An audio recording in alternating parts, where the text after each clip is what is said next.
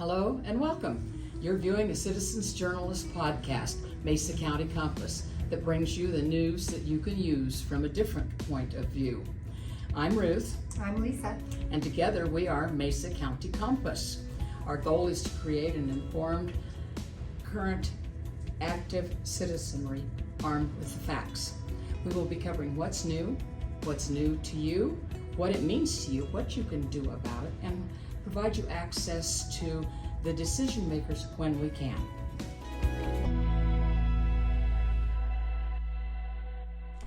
Good afternoon. You're here with Mesa County Compass on this fine Friday afternoon. We have as our guest Bill Wade, who is his involvement is with Homeward Bound. I'm not sure exactly where he sits right now, so we'll let him introduce himself and explain a little bit about that to you.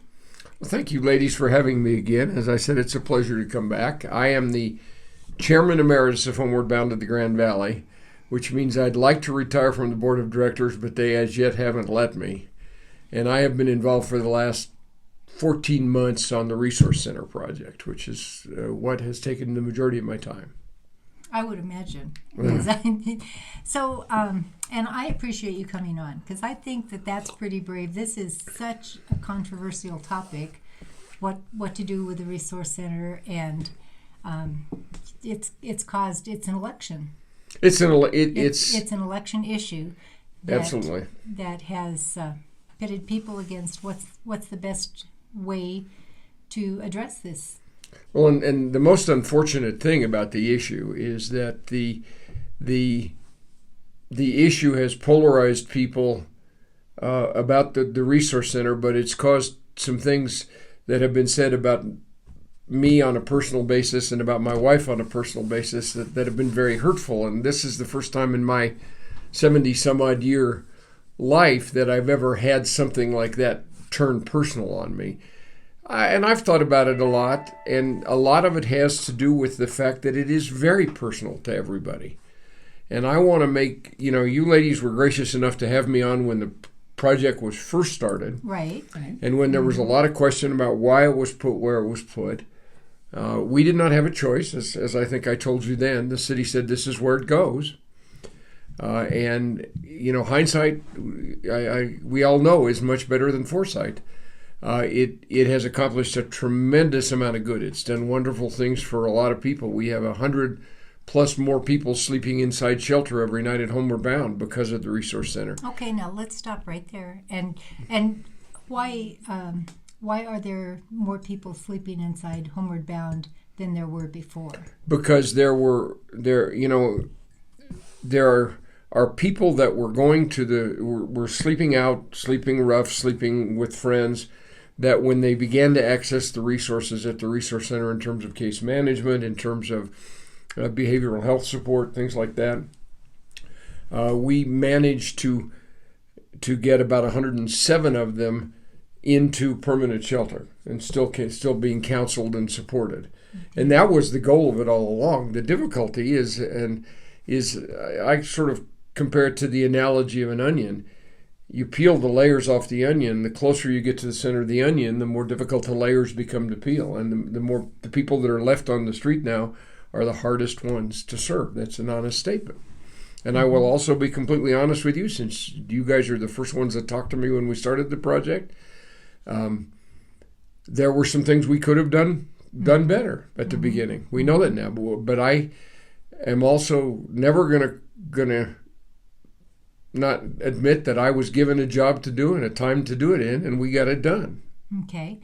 And, just going on some of those things. So talk to us first about how, I know with Homeward Bound, and you have all of the different places where they can stay. And I thought that was amazing, that you had places where you could stay if you had a pet, and you had places that you could stay if you were a family. So talk to us about what resources that you have for the overnight, and you said it's permanent now. So does that mean if I need shelter, there's no time limit for that shelter anymore? The shelter spaces in Grand Junction, Homeward Bound to the Grand Valley, transitioned about 6 or 7 years ago to what we call a low barrier shelter. But before you ask me questions about low barrier, which right.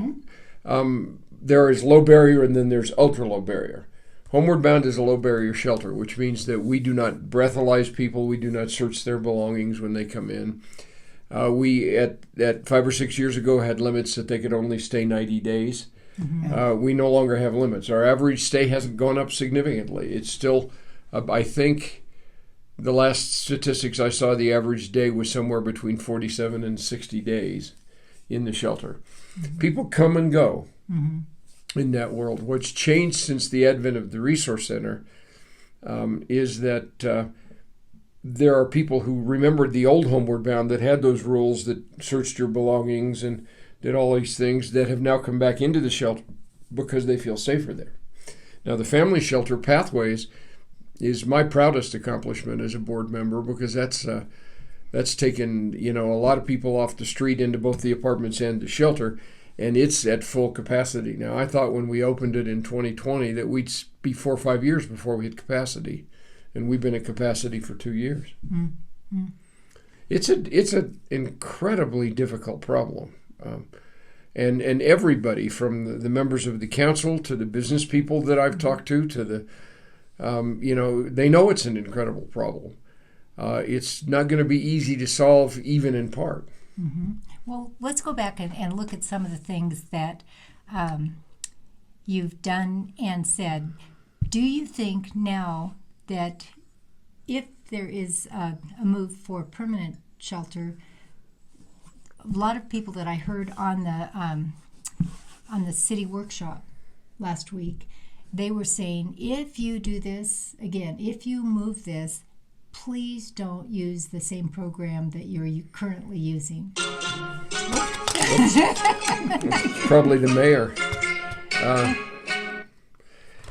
You're absolutely correct. We sometimes forget, and one of the city council made this statement in one of our discussions. They said this was a pilot when we started, and it was. We did not know how to do this. We knew we had an idea, and the direction we were given by city council in the very early beginning was to provide a place for people to be warm in the winter, cool in the summer, and receive activities, and receive support. The mistake in that model is that it became more about, in its initial stages, just providing a place for people to hang out than it did providing a place for people to receive services.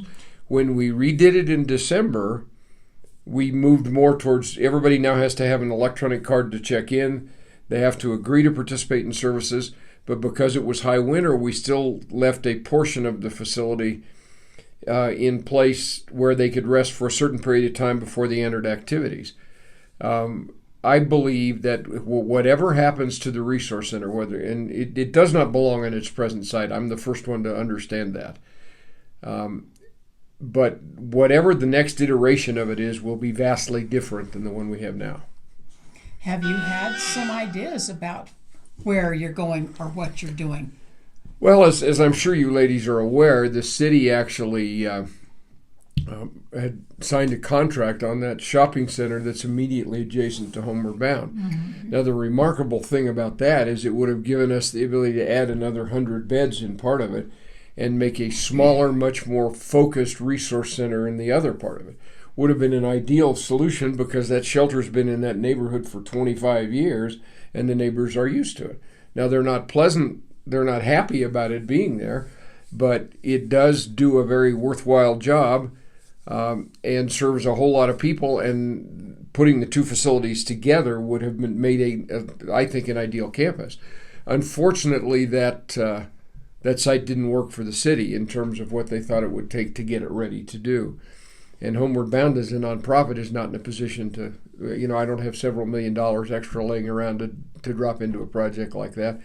I think what's been very clear to all the providers, to myself, to the United Way of the Grand Valley, who's our principal partner, and to mutual aid partners, is that the concept of just having a place to hang out is not the right way to go. Right. The right way to go is to have a smaller facility that does what we do now. For example, Homeward Bound has a full-time case manager and a full-time nurse assigned there, and those are the if you look at statistics, they will tell you that a case manager should handle about 65 cases at a time.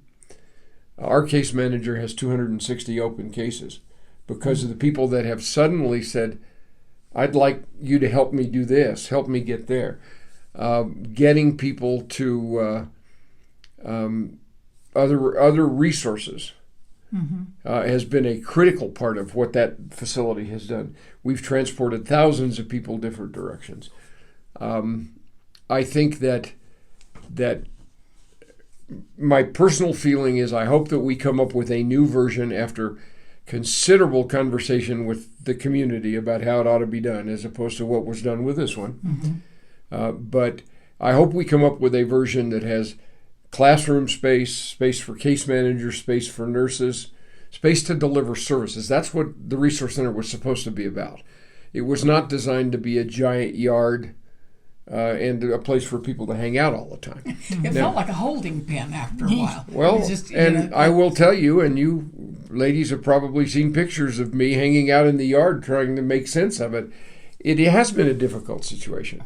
I do agree that there's a deep Christian part of me that says I want to give somebody who has no place to sleep a place to be warm in the middle of our winter. But a place to be warm in the middle of our winter ought to require some things with it, and that's where we're moving now, is that if we're going to have a place for people, but they're going to have to be participating and not just hanging around. And that's the most difficult part of the conversation, because there are people with very, very good hearts who have a lot of passion about this, who say, but what are we going to do with the people who just need a safe place because they have no place to sleep? I would love to say I can save everybody, but we can't. We just can't. We have to do what we have the resources to do. And I think a smaller, more tailored, more focused version that requires people to have a card that says I'm here and I'm here for this service, and I'll go in there, I can be warm, I can get a meal, I can get help, I can get that service, and then someone else has to come in. Well, as we looked at it too, because this controversy is so big, and I think if you recall, we told you when you first came on about what Bev Lampley and what Mona Highline had both said, that you can't have that low of a barrier, and you have to, because I know people didn't have to identify themselves when they checked in, and Jody recently when she was on said, the problem is they wanted to go over to the Resource Center because they didn't have to say who they were, and I understand you had said it's because they don't trust us. Maybe they had a warrant and they didn't want people to know who they were, and so that they could do that. But Jody still says that this is not the right place. Oh, it's not. Jody is absolutely correct. Jody and I disagree on a lot of things. There is absolutely no question. There has not been the cooperation between Catholic Outreach and the other providers that there needed to be on this issue, because it's such a personally difficult issue for all of us. Why do you think they didn't ever want to come along? Because I know they said, you heard Bev, she said, we were not consulted. I thought it was kind of interesting. Laura Cole said when the whole Resource Center was set up, she was on the committee for using the funds that they used to build the Resource Center, and she said that was not even in the that plan. was 2 years before, though. The ARPA committee, and I chaired that committee. You may not know that, but Laurel sat next to me because I chaired that committee for the city, and it was absolutely never on there. That was excess ARPA dollars that the city had to spend by a certain time. Now I can answer the question of why the Resource Center why nobody else was asked to be a part of it. There had, as I think I told you when I met with you ladies the first time, there had been many conversations with Catholic Outreach about did they want to expand their services, and they said they didn't feel that was their focus. Sister Karen's focus has always been housing, and I love her for that. When the city closed Whitman Park in September, they got themselves in a box. Let's be honest. Well, in the city, as we've come on with different people, Ken Scissors and others have said it was the city manager. It was. There were more people than the city manager involved, but the city manager certainly drove the process. You're absolutely right. And the city council, they're saying, no, it wasn't us. We weren't behind the closing of Whitman Park. So you Well, disagree with that? No, I don't disagree with that. I thought you were talking about the resource center. No. No. The city had a plan for the parks, which we were not obviously privy to. But you asked the question of why. Because Bev said why Catholic Outreach wasn't in. Well, Catholic Outreach had, one, been approached and had said they had no interest in taking more Right. money from the city, and two, when Whitman Park happened, there was a huge outburst against the city. There were only two nonprofits who made the board level decision not to jump on the bandwagon and kick at the city. Mm-hmm. And that was Amos Center and you? No, it was Homeward Bound and United Way, Oh.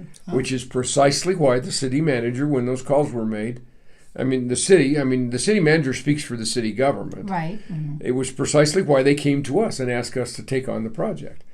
Now, again, I hate to keep saying hindsight's better than foresight, but we took on something that was an impossible job to solve.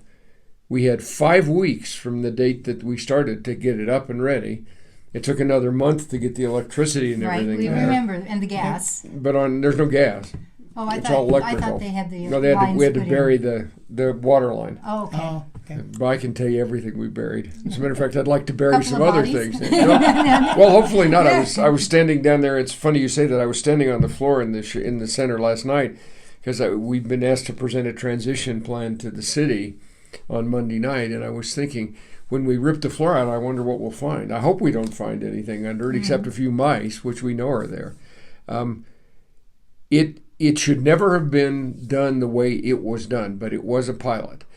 I think if the pilot, I honestly believe this, if the pilot had not been sitting where it was, smack in the middle of downtown, surrounded by businesses, it might have had a longer time to react and change the services. Well, and honestly, from my perspective, when we came into that tent, that was awful. To try to heat that was just like trying to heat the great outdoors. Oh, it's And not been cheap. expensive. Well, And- it's actually not been as expensive as we budgeted. It's really interesting that you would ask that question because I put together the budget along with our operational staff at Homeward Bound to determine what we thought the center would cost to operate for a year. Mm-hmm. And we've come in under budget on every category except for staff. It became very obvious almost at the beginning that we did not have enough staff to control the number of people that were there. Right. Now, the one of the biggest issues that we have is Tuesday, which is Mutual Aid Partners Food Distribution Day. Mm-hmm. You had another 200 potential people coming to that. And as I'm sure you know, a lot of the people that take advantage of Mutual Aid Partners Distribution Day are not necessarily people on the street. Those are older people who need food. They're people who just need food support. Mm-hmm. And they know it's located downtown so they can get to it. That makes it doubly difficult because you've got two populations interacting.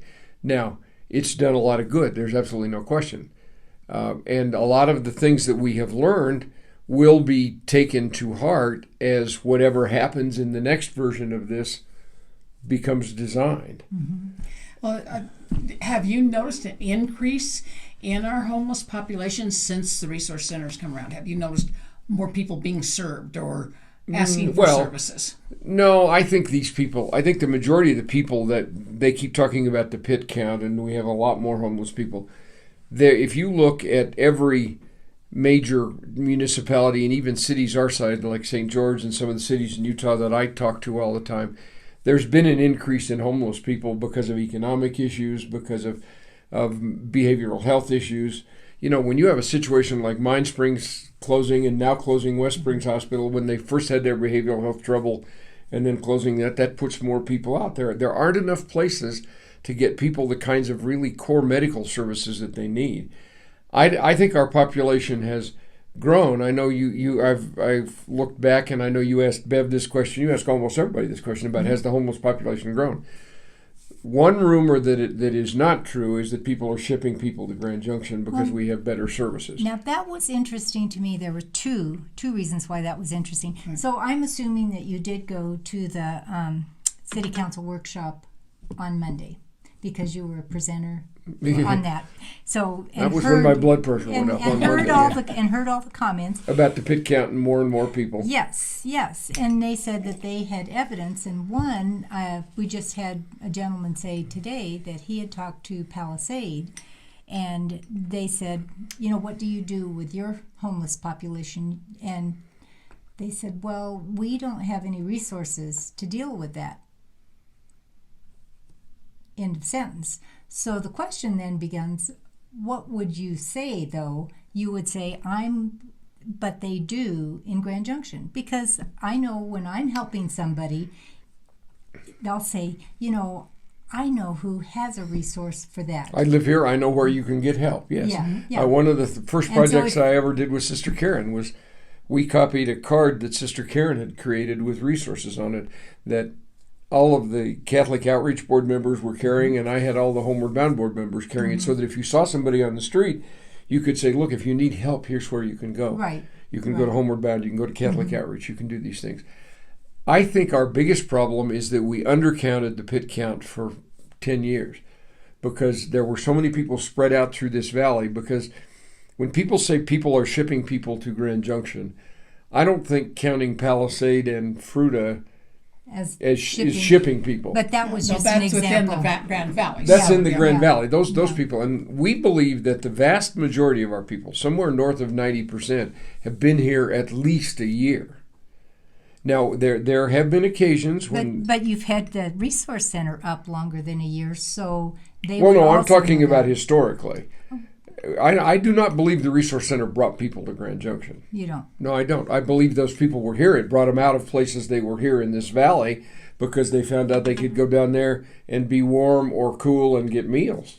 Mm-hmm. I don't think there's any question that we did some things that caused people that weren't perhaps accessing services to come out. But that was our underlying purpose, was to get people to access services. Mm-hmm. And I feel, and I have said this to the council and to the people running for council and everybody else, I feel like we accomplished that purpose. We got a lot more people into resources.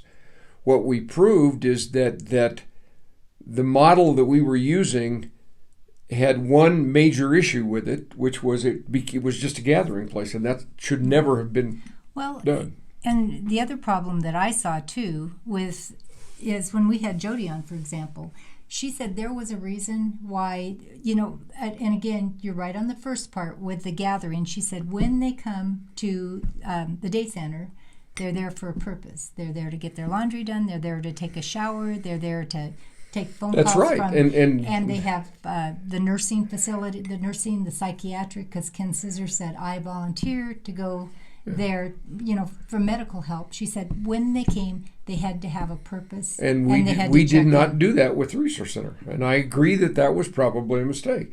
Right. I do not agree that we were duplicating services because Okay, 'cause that was- yeah. Jody's hours are just not long enough for even the people that wanted services to take advantage of them. And Jody also said why her hours were not longer. She said part of the reason was that they would go to lunch at the Catholic Outreach. Catholic Outreach. It's hard when you say Catholic Day Center and Catholic Outreach because you kind of think Oh, we sounds don't- like we're doing the same thing. It is, but we don't call it. We just call it the day center because it's always been the day center to us. Yeah. Some of the medical service there comes from the providers from Homeward Bound. Mm-hmm. We cooperate on a lot of things, and it's been fascinating to me that we've had as tough a relationship with the Resource Center and the day center when we try to cooperate on other things. That's not the way the nonprofit world should work under any circumstances. And So do you hopefully, think you said they didn't feel not included in it, but I think from the very beginning, what Jody continued to say is that when we opened up the day center at 6:30 in the morning, we had people coming in that were still drunk, and they'd come in and there would be conflict in there. And she you're said, absolutely correct. We can't do that. And she said when we extended it longer during the day, then they weren't moving out to get the lunch services that were provided, because she said it was really important for us to know what those people are trying to do and get it out in a timely manner, so that there were reasons for the shortened time period. I don't disagree with you a bit. What I'm saddest about as I go over this last 15 months is that if Jody had been willing to be at the table more with us and said, listen, this is the reason I did that, you know, You could have solved some problems. we might have before it shortened started. the hours in the beginning and said, you know what, you're absolutely right. Let's don't do this way. Yeah. I was going to say, now, looking back on all of this and in retrospect, do you feel like that there is a different and better solution? If so, what is that solution? I think that we have demonstrated emphatically, and this builds on what Jody's done over the years. It builds on what a lot of us have tried to do. If you can get these people to talk to you and say what they need, and then give them access to those services, they will improve their lot. Because Homeward Bound's mission is to help people get on a transformational path so they can move out of homelessness, whether that means they move off the street to the shelter and then continue in counseling and eventually move out and get a job, or get into one of our programs, our peer recovery program, or our purposeful work employment bound program. That's our purpose. That's our vision. I don't think that's really any different than Jody's vision. It's to get people out into the world. Seems to be like it's running neck and neck. It is. It's the same thing. It needs thing. to come together. Well, it does, and I think that what we did was we answered a need that somebody came to us and said, "Will you do?" We did So it. you feel like you answered the need. When you close down the park, we have to have some place for these people to be during That's the day. what we were told. They said we need a resource center. Would you take on this project? We chose to take on the project. We had a site that was not there. That was our preferred site. We were told that site wasn't available. Mm-hmm. We were. And did that come out of? Remember when they did they were talking about having camping in areas like maybe Messiah Lutherans where people could camp. Safe camping. Yeah. And then that was negated. Is this the time, and were you a proponent of that? Well, I was on that, again, I was on another one of those committees. I was on the city's code committee, and I'm the one that said we have to create some interim housing regulations. And so we put together a second group that began work a year before the Resource Center, and it also continued on after the Resource Center was started, about options for people who need someplace to be safe. And the initial discussions involved safe camping, potentially things like the pallet shelters we have, or some sort of tiny home, and services. However, doing the research that anybody in our side of the world should do, I talked to a lot of programs, as did the city around the country, and almost everybody tried safe camping, including Denver, but almost everybody Said abandoned this it doesn't at work. one point. Yeah. They said it's not that it doesn't work, It's not safe. it's not safe. Yeah. Because one fire in one tent and the whole camp's gone. Or you have no one, because I know Delta tried that. Well, but Delta's safe camp. There's you have to really understand that the safe camps that had a chance of working. Denver's had 24-hour supervision. Delta's did not. Right. The camping, just giving people an area to camp in, is not going to work. We know that from California. We know that from Well, we place know else. that from Whitman Park. Yeah, we know that from Whitman Park. I mean, we could. That's We what could had see that happened. from there. Yeah. I think that the safe camping idea that we eventually took out of the interim housing regulations that we proposed to the city, we took it out because we talked to Denver, we talked to St. George, Utah, we talked to Provo, Utah, we talked to a lot of people in our size and area who said it's just not safe. You would be wiser to spend more money on things like pallet shelters or interim housing than you would doing a safe camp. And that did not make me terribly popular with some of my advocate friends, because they want safe camps. It's Well, just they want not something safe. immediately. They want something immediately. And if you only have a certain amount of income or money to work with, and so And these things, that one of the most difficult things that I never realized, you mentioned the pet shelters we have. Until we redid the zoning and development code for the city of Grand Junction, we basically made up the rules for that and went to the city and county with it, and they said, okay, we'll give you 2 years. And they've since renewed it for another 2 years, and now it's in the development regulations, but it's now done the way it should be, which is it can't be in certain zones. It's you've got to have the right place, and you've got to have a management plan and a securities plan and a services plan, and all those things you need to make something like that work. Things like this don't come easily, and the most difficult part about all of this is that interim housing does not qualify as housing under the Housing and Urban Development Department. Their definition of a residence is it has to have a bathroom and a kitchen. And you can't. Right. We saw the pallet shelters Yeah. when they had them at the open house, and they didn't have those. No, they don't. That was It- just a place to sleep. Well, it is, but they're built now in the pet shelter version we have. They have access to the meals inside the shelter, and they have bathrooms and showers there. So it's kind of like you need a central area with all of this right. around it. The successful communities around the country, Denver's Village Collaborative now, which replaced the safe camps with these small house village collaboratives. They've used pallet shelters. They've used different kinds of things. You know, they're all very tight security. You can't come in there unless you live there. You can't have guests. You know, you have a place to sleep and keep your belongings. You have to take counseling. There is a communal area where you can get food, take it back to your own place if you want to eat it there, but there are communal bathrooms and communal showers. That's the successful model that's being used all over the country. But then you have the issue of those people that are there, which is fine. They're getting all our services and doing all of that. What do you do about these people that stay on the outside parameter? Because you have that right now. Yeah, you have. Well, that that's right now. that's different. just- At the resource center, you have that. Yes, you do not exactly. have that at these kind of communities because it's not legal for them to loiter outside those kinds of communities. I mean, the issue with the resource center when we started it, and I appreciate you bringing that up because it's one of the things we badly miscast. The people that are in the population that we're trying to help understand very well what their legal rights are, and on public property, which well-versed, was yes. the park, they're well versed. And so when we first started, the sidewalks adjacent to the resource center were public property. When we went back in December and said we got to make some changes, the city leased Homeward Bound as the lessee of the property those sidewalks, like they do the downtown sidewalks for a restaurant, which means that since then we keep people from loitering there. Our staff will go out and say, you know, you're welcome to stand there for a few minutes and wait for your friend to come out, but you cannot sit down, you can't loiter, you can't leave your belongings, because if you do, we will have you detained, which is exactly what a restaurant would do downtown if someone was loitering in one of those areas. That's something we just didn't think of. John Shaver, the city attorney, and I both looked at each other when we made the change in December and said, why we didn't think of that a year ago, because it would have solved a lot of the issues. The problems now, when you mentioned the city council meeting the other day where the listening session where they listened for an hour, and then we had the roundtable to talk about solutions and talk about a transition plan.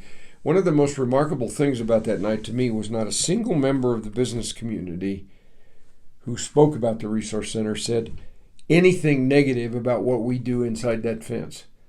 Every one of them even went out of their way to be pleasant about it and say, look, we know what they're doing inside there is good. It's not the people inside the fence that are the problem. It's when they lock the gates at night and the people have no place else to go, they hang out around the resource center. And I agree, that's not the way it should be. And remember when we talked about that, one of the things that you said was going to happen, and I thought brilliant. You said we're closing it at 5:30 because that way they need to get like to Homeward Bound if they're going to have dinner, and if they're going to stay for the night, they needed to get out of there. And we have transportation available. We so do that four or five busloads a day of people out to Homeward Bound. And yet, But there's still more people who don't want to be at Homeward Bound. right. And when 5:30 comes and we close it, they push their belongings out onto the street for about 30 minutes, and they then go somewhere else. Now, where they go is not up to me, but they do go somewhere else. And they will go. There are going to be a substantial number of the people that are truly the most difficult of our houseless people to serve, who are, it's going to take a much longer time to get them to access services, if at all. Some of them don't want services. Some of them simply want to be left alone. And yet they want everything that they can get for nothing. I don't necessarily agree with you. I think they take advantage of people where they can. They will panhandle, yes. The strangest thing about panhandling is I've been doing this for 12 years on the board, not panhandling. But Good. Well, I am You going wanted to to know put that that, as a. Make sure you highlight that. I will. Bill said he's great at panhandling. I've been on the board of Homeward Bound for 12 plus years, and I've gotten so that I recognize a lot of the folks around the city. And it took me about 3 years to realize that the majority of the people I would see at the shopping centers with a sign were not people I'd ever seen in the shelter system. And what I discovered in conversations with some of them is that some of them have a place to stay. That's how they make their living, is panhandling. Right.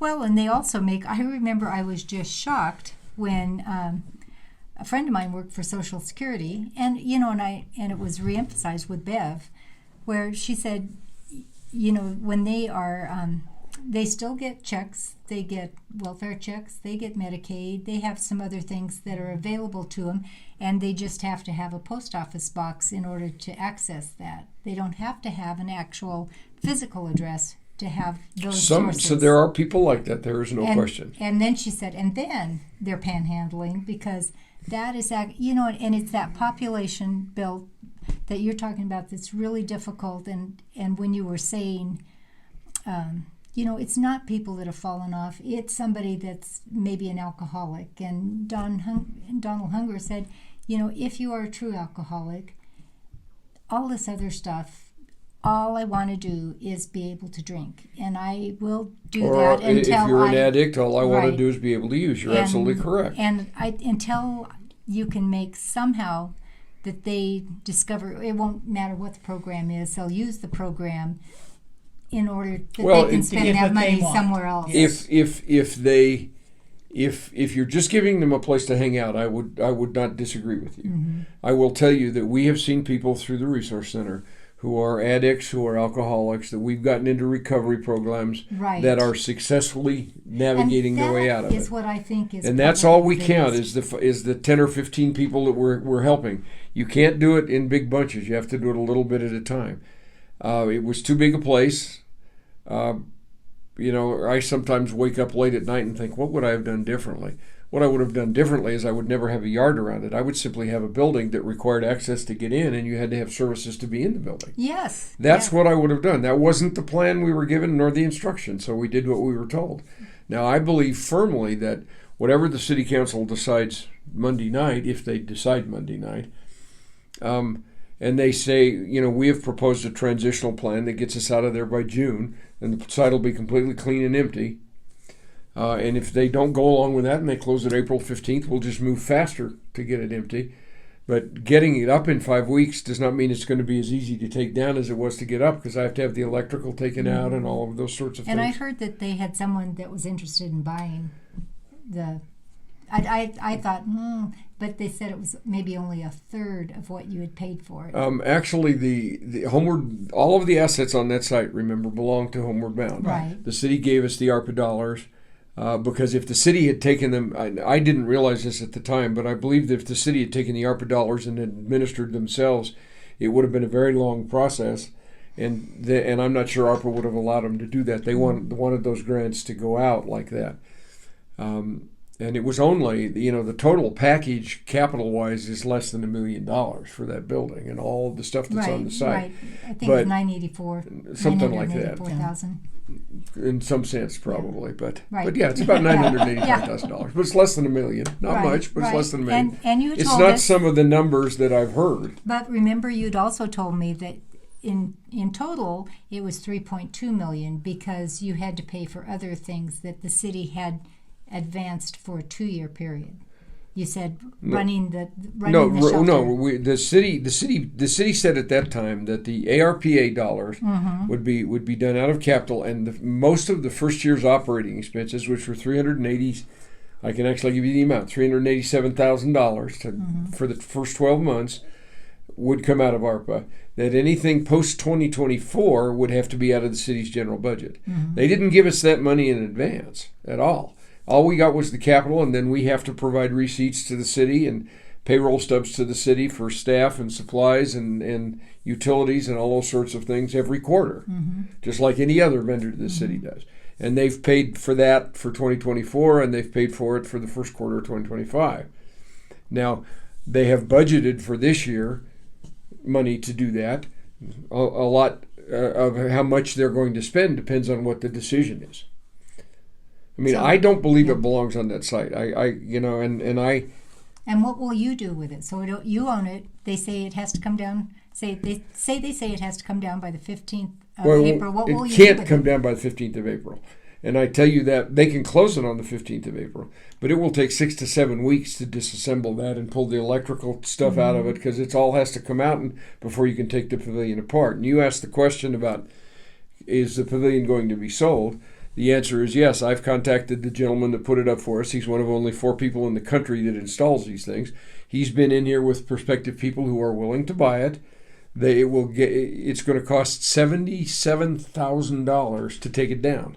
That's the same price he charged as part of that capital to put it up. Yeah. And so after we deduct that from what he gets for the pavilion, it won't be much.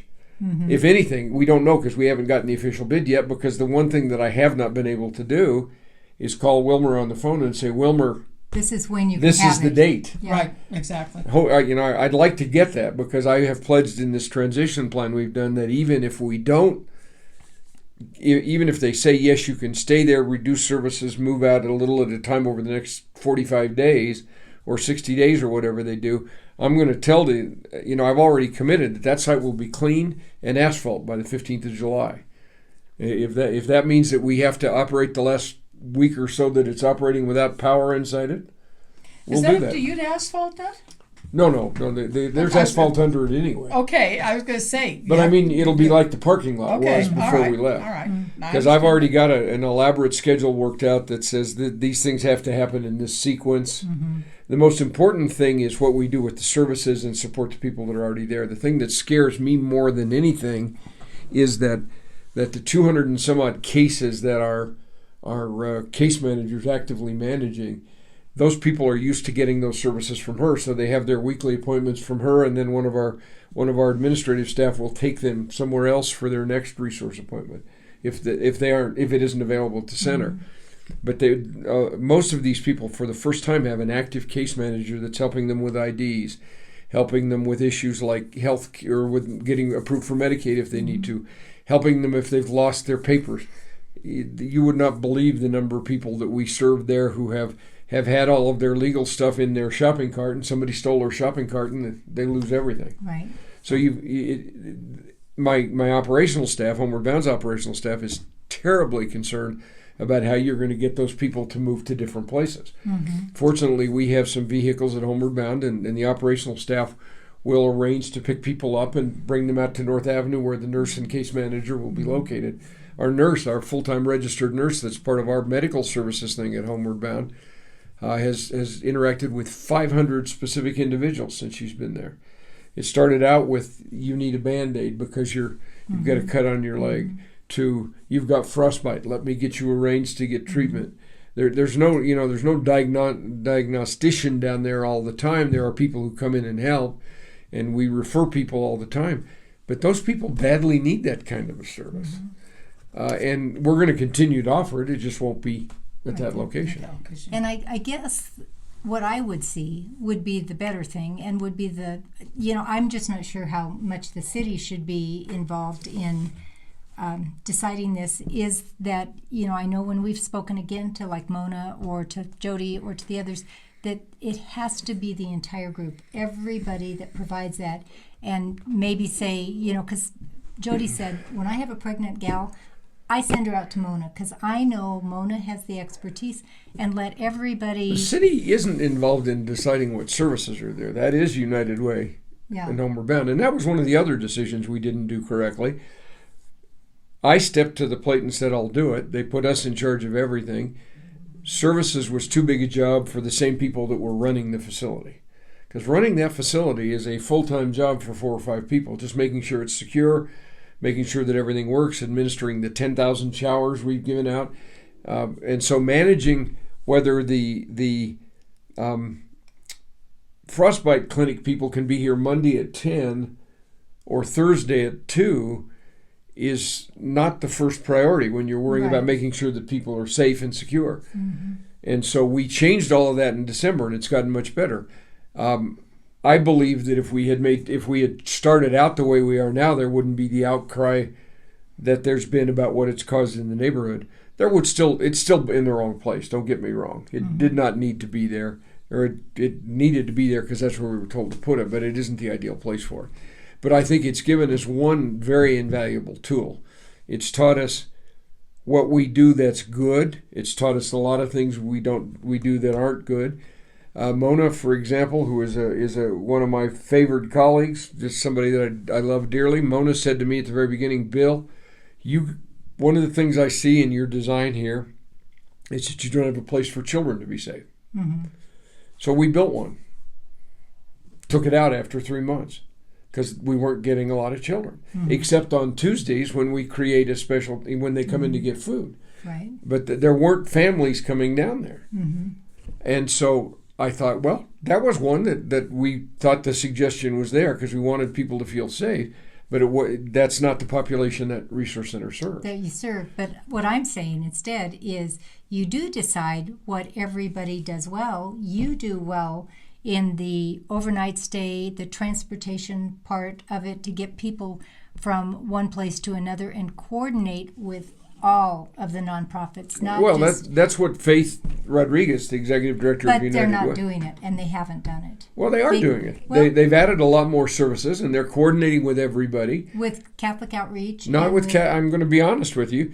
That relationship is a tough one because Catholic Outreach was funded by them, and some of the stuff that was said was very unpleasant for United Way. And if this has taught me nothing else, ladies, it's taught me that you say I'm not going to be personally involved in these kinds of things. But you can't. But if you care, you can't help but be personally involved in it. Mm-hmm. Faith has done a tremendous job. We transferred one of our longtime Homeward Bound employees to her staff, Philip Masters, to take over services, and he's got a lot of new stuff going. But if you consider that we changed that relationship effective December 16th. This is now the end of March, so we've just basically had 3 months. He's got like 20 more different kinds of providers who are coming there. It's a process. Mm-hmm. And I think that what we know now and what Faith knows now and what Philip knows now is that as we go to version 2 of this, whatever it might be, it might stay dispersed at different sites around the cities. That's okay. I don't think it's the most effective way to provide services, but it may be the only answer we have. On the other hand, if the city helps us find a site that we can do correctly, I guarantee you that everybody in the nonprofit community will be a part of it. Will be willing to be a part of it because it's still, you're going to have Catholic Outreach if they're not cooperating with you now. You think they will? I think Jody wants to cooperate. Well, it's not just Jody. It's also not just Day Center. It's also the other parts. Doesn't Sister Karen? Oh, Sister Karen is Sister Karen. She looks and she says, William. I mean, I love Sister Karen. She said, Bill, I think that's the wrong place to put it, and she was absolutely right. Actually, that she said that after we put it there because as I think I told you when we did this the first time, the very first person that Zeb Miracle, who was then the director of United Way, and I went to talk to was Sister Karen. And she said, I only ask you 2 things.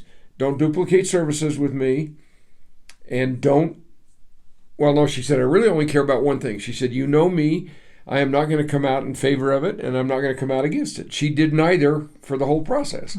She let Jody do that, come out against the things we were doing. But she said, don't duplicate services. We've tried not to duplicate services. I had lots of pressure to put laundry in there, and I said, no, Jody does that. And the people that need that service should go talk to Jody. Right, and Jody did showers. But she doesn't have the capacity to do the showers we do. I mean, we've done 10,000 showers in a little over a year. That's a lot. I mean, I hope that trailer, that you talk about cooperation, I hope that shower trailer with the 3 restrooms in the shower can be a resource that Homeward Bound can make available to our other partners in situations where they need it. So do you see, though, that, when I was listening to the comments, and a lot of those were not positive still, they were saying it's cost us more money for making it safe. We've had people wanting to move and all of that. No matter where you move that, how can you make, because I think when people found out that even moving to North Avenue, they're going, then it'll just come out here and ruin our businesses and create the exact same problems that we see. Yeah, but downtown. that's not a fair statement, and I think you ladies know it, because Homeward Bound has been on that very corner for 25 years. Right. And they've learned to live with it because of the rules that we have for the people we have out there. And definitely they're you would have those assuming rules. they're assuming that you're going to pick up the resource center with a big yard and people hanging out and plop it down wherever we go. I can guarantee you that not a single provider, not United Way, not Homeward Bound, not Mutual Aid Partners, wants to replicate what we have. It's not the right plan to do what we want to do. So how do you make sure that people know that? Because that is where I know doing it somehow like this is a way that people That's say one way. We have a you're few people stating that this. will catch it and pass it on. Yeah. That's what we're hoping for. But I think they don't trust the city. They don't trust the city. That's and the they reason. Don't trust you. Well, no, they trust. The funny thing about it is, I've privately talked to a lot of business people. Kevin, who owns Strange Grocery, Ben, who's running for council against Ken Scissors across the street. Ben has said, "Bill, I don't blame you for this. You're doing exactly what you're supposed to inside the fence. This is the locational problem and the problem that we weren't consulted about it." That's where the trust has died, and you heard that from Laurel, because I've watched all of those. Laurel, you heard it from Ken Scissors, you heard it from Ben, you've heard it from Cody. You know, the issue was that the city created a very short schedule, pushed us into getting it done, got it done. The council voted on it and agreed to it, which believe it or not, I have no power to make the council do anything. We created the plan, handed it to the city voted on it and said do it.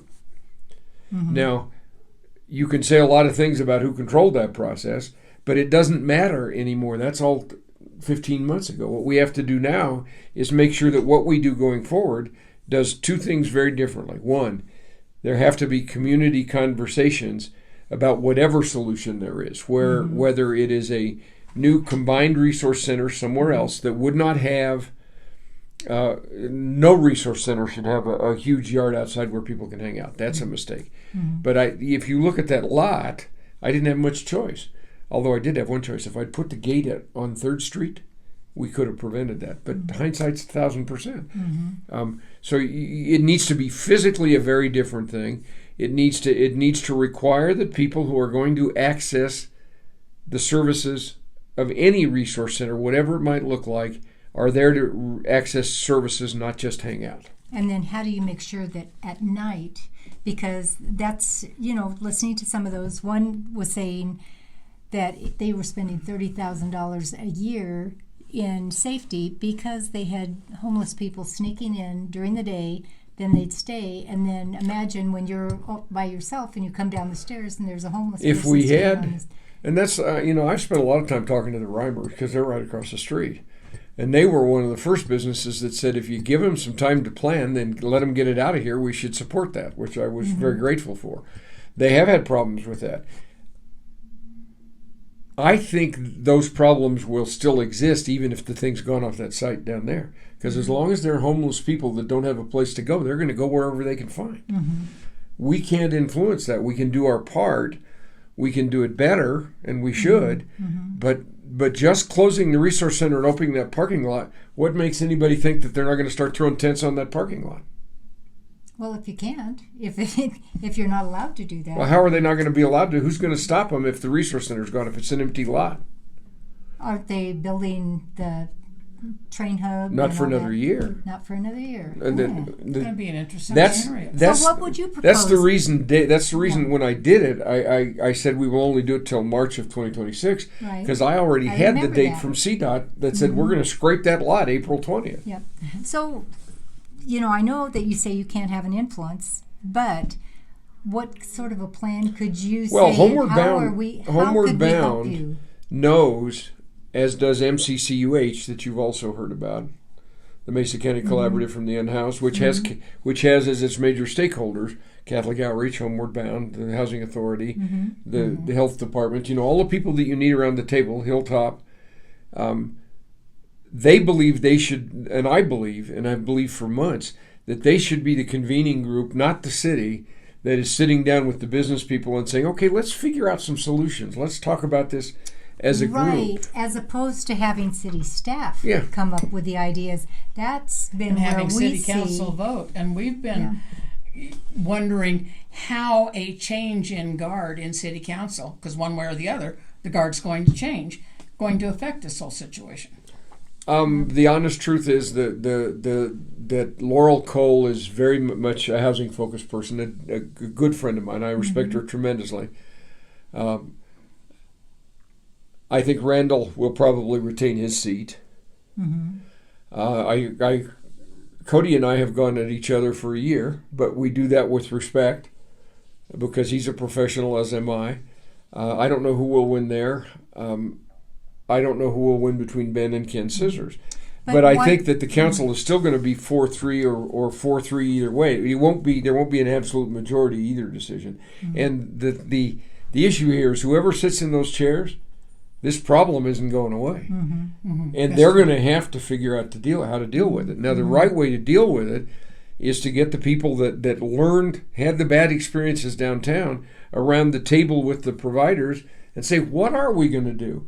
What can we help you figure out? What can you tell us that we don't know that might come out of which might come some sort of community decision? Now, MCCUH, the Mesa County Collaborative for the Unhoused, has been doing a lot of work groups that are working on specific things like this, and Candace Carnahan, who runs the chamber, is part of that group. Candace is representing the business people at this point.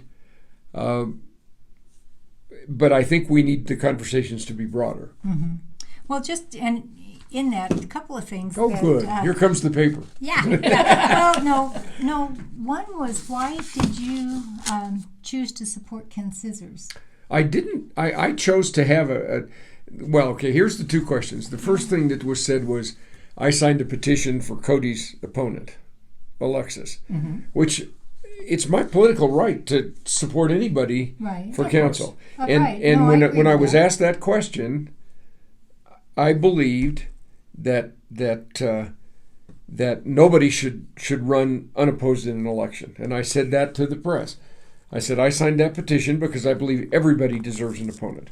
And yet Laurel has not gotten No, one. I know Laurel hasn't gotten one. And if somebody had come to me and said, I'm going to run against Laurel, would you sign my petition so I can be in the election? I would have signed it. I just don't think that the American system is built to have people not having opponents. Now, why do I support Ken Scissors? Yeah. I sat with Ken Scissors for 6 years on Planning Commission. He's one of the most intelligent people I know. I agree with He that. knows how this city works.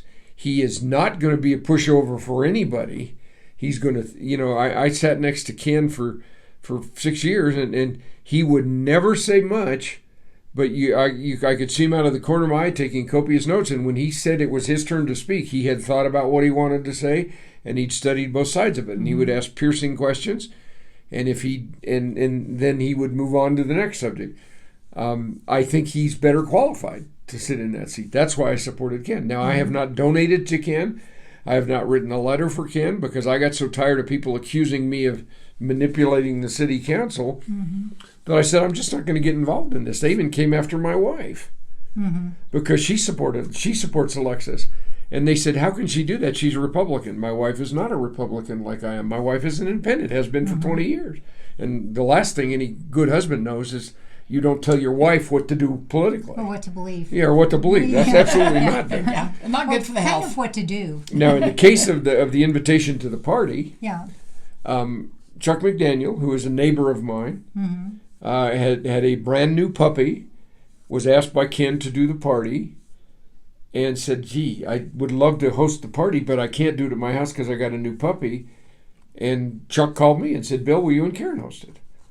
Well, the guy's a friend of mine. Why would I not? I mean, if Ben Van Dyke had called me and said, Bill, will you host a party for me? I'd have probably done that too. Well, I think that's a good rational reason to do that. It's just that it appears that Ken Scissors, has been a part of that, and that Ben Van Dyke is so against the resource center being downtown, and felt, again, maybe not against you, maybe, but against the city council, that they said what the needs were, they said what the problems were, and it was like, they were totally ignored. So I think you're maybe getting some of the brunt of, Well, I'm catching a lot of the brunt, and it's been incredibly unfair to say that I am I have a conflict of interest because Homeward Bound has gotten money from the city. I mean, you ladies both know that I am not employed by Homeward Bound. I'm a member of the board of directors. I give 60 hours a week volunteer time to Homeward Bound, just like people volunteer to Catholic Outreach. Mm-hmm. I get no benefit out of this. So to say it's a conflict of interest because a charity I choose to support gets money is exactly the same as saying, well, Jody has come out against the Resource Center, so Catholic Outreach shouldn't get any support from the city.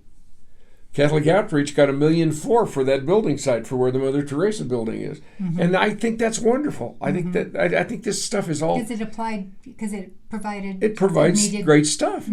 I think that people who take the position that you've got to personally attack people because of what they're trying to do are short selling themselves in the long term. Well, I think my political beliefs are nobody's business but my own. And if I chose to support an opposition candidate to somebody, I would publicly say something. But you ladies have not heard a word from me since all this stuff came out. It's not been in the press. I've never said anything about it until today. Right. And right now the ballots are already out. It's too late to influence anything.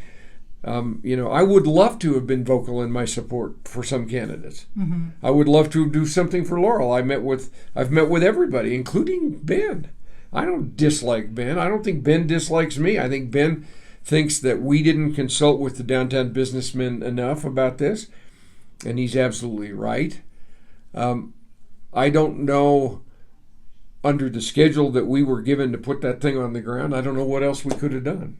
Well, probably should have done something else, but we couldn't have. Right. Well, woulda, shoulda, coulda. Yeah. Yeah, absolutely. Well, and then the results, because I know Candace presented this, the key finding. It doesn't belong there. Those results are exactly right. But when we close the resource center, those people aren't going away.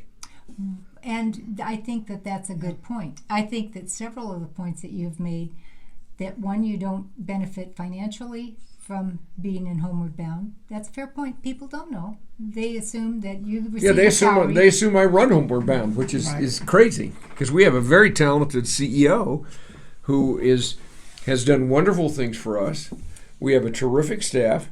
I just happen to be a guy who is dedicated to this work. And you You're were the the voice. figurehead. You were the person out You're in right front. there. And I'm the one that volunteered. And you're the which, one that speaks. Again, I've had several conversations with my wife about volunteering for things since this happened. Yeah. I'm sure. Yep. But I think that pilot projects are all 4 out of 5 pilot projects of any kind end up being retooled at some point. I think As that they should be. as they should be. They're pilot projects. 4th and 5th Street are no different. Let's don't go there though. Right. Oh, please. We no. won't hold you responsible for 4th and 5th. That's not yours. Yeah, that's not yours. There are people who think it is, but Yeah. Well, yeah. no, I think that I think the people were downtown because of Catholic Outreach and because of the day shelter. There were a lot of these people downtown during the day anyway. Right. When the resource center goes away, they will be less visible during the day, but they're not going to go away.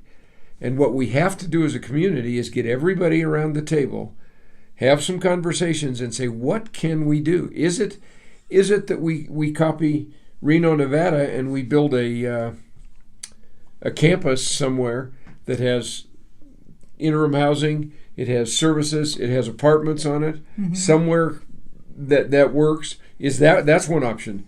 Washoe County in Reno, Nevada spent $26 million in capital expenses to build that. Grand Junction doesn't have that kind of We money. don't. Nobody And that's does. exactly what Palisades said. We don't have the resources to provide that. However, So- people have been eyeing very seriously and wondering why it can't be done where the The regional center? yes. I have a simple answer, and I've given it to you before, but I I'm know. going to do it one more time. Please.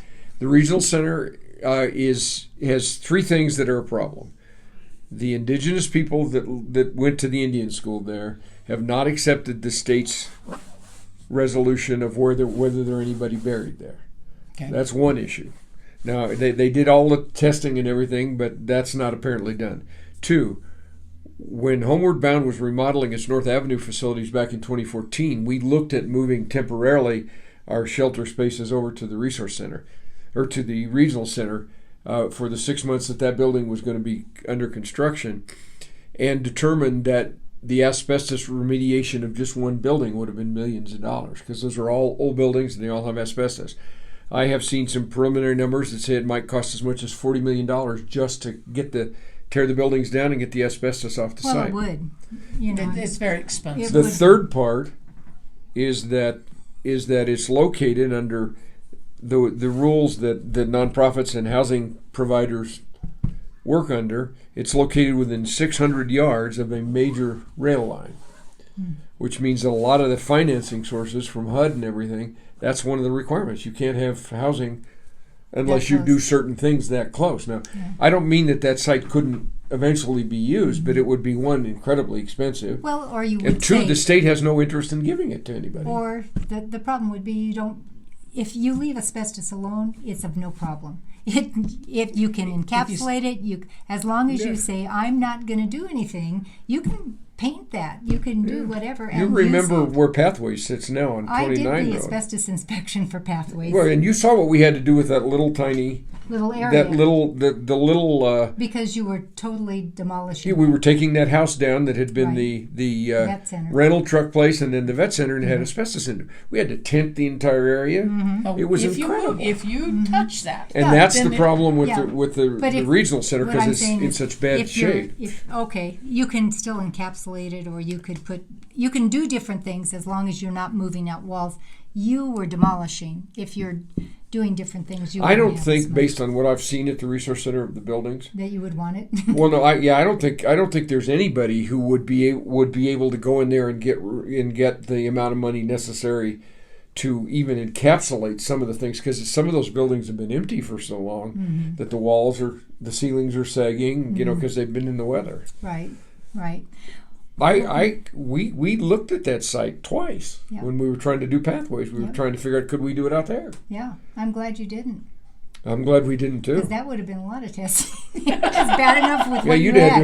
inspect- buildings up on buildings.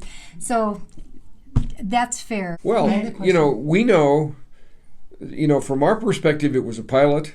We did a lot of good things. We did a lot of things we should have done differently. So It how belongs many in people, another place. How many people would you say, as a result, and this is a number, how many people would you say, as a result of what you've done through the Resource Center, have come out of homelessness and are no longer homeless? We've got some statistics on people that have been placed in assisted living. Our nurses placed a number of people in assisted living. We've placed 7 or 8 into recovery programs out of our nursing program. We have 260 in case management who are not out of homelessness yet, but they're moving down the pathway. And frankly, if we can get them into case management and get them into Homeward Bound and continue the support that they need, it's not a 1 visit, 2 visit, 3 visit thing. And we have one woman that is an incredible example. It's a young lady that I walked into the resource center one day, and she had an absolutely gorgeous dog in a kennel, because we have to keep kennels inside, and we don't allow that even anymore. And I thought she was a beautiful dog, and I was just trying to be pleasant, and I went over and introduced myself, and she said. I said, can I help you with anything? And she said, we already do. I'm staying at Homeward Hounds. My dog and I stay there. And I came out of a domestic violence situation and had to leave that part of the state to come here. And I'm staying at Homeward Hounds. And she said, could you help me? Because I'm looking for a job and I can't leave my dog at Homeward Hounds during the day. And that's the rules. You can't just leave the dog in Right. the thing. So we arranged something for her through some help from some other providers. She is now not only has a job full time, but she's housed in an apartment. The dog is taken care of. And, she came and sat behind me at the city council workshop on Monday and said, Bill, I just wanted to come and be here to support you guys, because without you guys, I'd be dead. Now, can I tell you that there are 100 people that we've done that with? I can tell you that we've moved over 100 into the shelter system, which is a huge step. That's the first big step they have to take. Can I tell you And I think we've done tremendous things. I think we could continue to do more. I am concerned that if you split it up into 20 different locations, we're going to lose the momentum we have. And I'm concerned on how we're going to get people to access services. That's my biggest concern. Unfortunately, we all know that when you train people that they can get a certain thing at a certain spot, that's where they'll go. But they seem to know. I mean, whether you tell them or not, that where services are, because they have a network of people. They do. Yeah. And other people, churches tell them. And Churches say, tell them. You go here if you need this.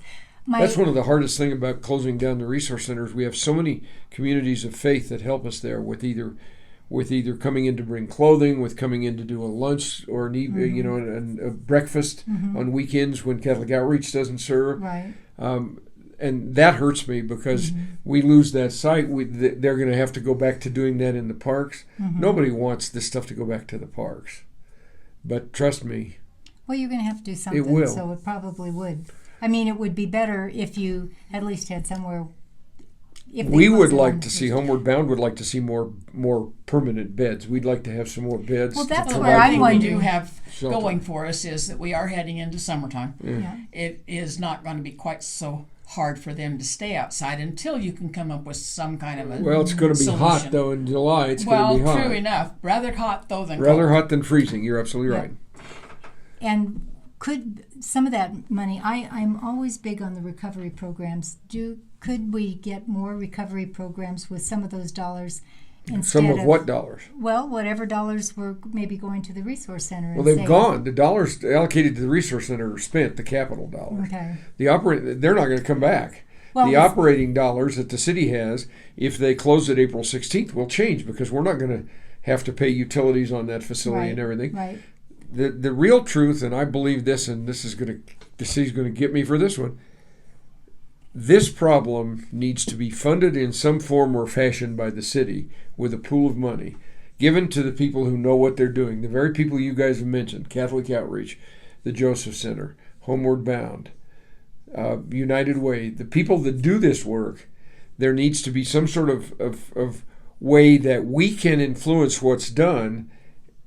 The city shouldn't be managing the process. They should be supporting it.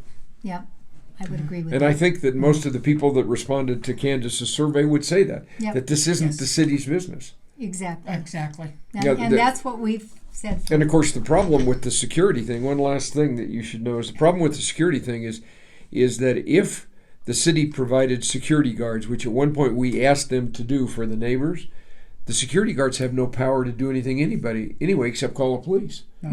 So, and you mentioned these people were well aware of their legal positions. Exactly. They know exactly that they can't do anything. So if somebody sees somebody trying to get in the back of one of the motels downtown, the security guard can say, "Hey, you can't do that," But they can't do it. but they can't stop them. Right. And we don't have enough police officers Right. to do that. Right. Or if you see drug paraphernalia, or if you see people defecating, or there's all sorts of things that make people not want to be downtown or not want to be in an area where that's happening, because The you only just don't want solution that will ever really fix this to. Good. I'm glad you're coming with that. is the long-term housing issue, which we don't have enough of. We don't have enough of any kind of housing for these people. We need to get interim housing projects approved. Why will that solve the problem? Well, because then I I've always wondered envision that. tenements. Yeah. like no, in Chicago. but you, Why would that solve the problem? there is a term that you ladies have probably both heard called housing first. That's a term that a couple of my good friends on the council, Scott Bilefus, they use frequently. Housing first means housing is a right. Housing, I believe, is a right, but it also requires responsibility. And so my version of housing first says, we want to get you off the street, so we're going to put you into an interim housing project that has counseling, has case management, is very tightly controlled, and we're going to walk you down the road, and we're going to take 8 out of every 10 that we put in there and get you into permanent housing, but you'll be successful in permanent housing because we're not just throwing you into an apartment. Right. It's a process, and that's so the what part do you that do? people don't understand. What do you do with the people that say, "I don't want that. I don't want the rules"? You can't help them. What do we do with them? Yeah, that's what I'm going. I don't have an answer to You that. don't have an answer. You to know, that. I read my Bible every night, and the poor, They'll Jesus be said, with the us poor will always. be with us always. And he also We said, can't fix everything for everybody, right. but we can cut the problem considerably farther down to size than we have to now. Mm-hmm. We just have to do it together, not in adversarial relationships. Okay. You've been watching Mesa County Compass. This is the facts as we see them, the truth as we know it. You decide.